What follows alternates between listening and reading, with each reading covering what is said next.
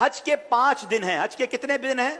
8, 9, 10, 11, 12 जुल्हिज्जा। 8 जुल्हिज्जा को हाजी ने जाना होता है मिना, और वहां हमने 5 नमाजें पढ़नी है। 5 नमाजें पढ़ना वहां सुन्नत है, जोहर, असर, मगरिब, इशा और 9 की फजर। ठीक है, this is the most crucial and most important day of हज।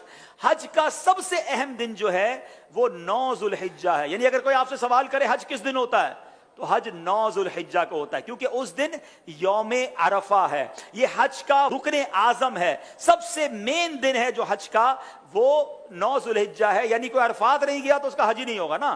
तो हज का जो मेन दिन है वो अरफात का दिन है। पूरा दिन अरफात में गुजारना है। जब गुरूब आफ्ताब का यकीन हो जाए कि जनाब मगरिब का वक्त हो गया, गुरूब आफ्ताब हो गया, अब सारे हाजी आएंगे मुजदलिफा। ठीक है, अब जब आप मुजदलिफा पहुंचेंगे तो मुजदलिफा में मगरिब और इशा मिलाकर पढ़नी है। अरफात में मगरिब नहीं पढ़ेंगे। यह भी अल्लाह की शान है कि मगरिब का वक्त भी हो जाए मगर मगरिब नहीं पढ़नी है। मुजदलिफा जाना है और वहां इशा के वक्त में, मगरिब के वक्त में नहीं, इशा के वक्त में मगरिब और इशा मिलाकर पढ़नी है। और फजर भी मुजदलिफा में पढ़ेंगे। पूरी रात हमारी कहां गुजरेगी? मुजदलिफा में। अब जो सुबह आएगी, कौन सी सुबह होगी? कौन सी सुबह होगी? 10 की। 10 तारीख को क्या होता है? क्या होता है?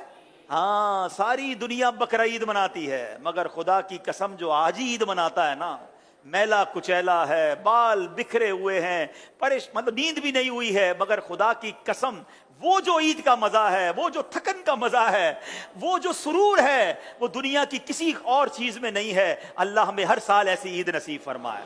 अब रात को कंकरियां ढूंढ लेनी है। अब 10 जुल्हिज्जा को 3 काम करने, इसकी रूटीन याद कर लें। 10 जुल्हिज्जा का पहला काम होगा शैतान को कंकरी मारना। पहला काम क्या है? शैतान को, एक ही शैतान को मारना है, बड़े शैतान को। ठीक है, बड़े शैतान को 7 कंकरियां मारनी है। दूसरा काम, जैसे ही कंकरी मार लेंगे उसके बाद कुर्बानी करनी है। ठीक है, कंकरी मारकर आपने अपने मौल्लिम को, अपने ग्रुप वालों को, या जो भी लोग आपकी कुर्बानी का इंतजाम कर रहे हैं उनको बताना है कि मेरी कुर्बानी कर दें। जैसे ही आपको कंफर्मेशन हो जाए कि आपकी हज की कुर्बानी हो गई है, उससे पहले नहीं, कंफर्मेशन हो जाए, उसके बाद आपने सर के बाल उतार देने हैं, या कसर कराना है या हलक करवाना है। इस्लामी बहनों ने तो कसर ही करना है। अब आपका हज का एहराम उतर जाएगा। जैसे ही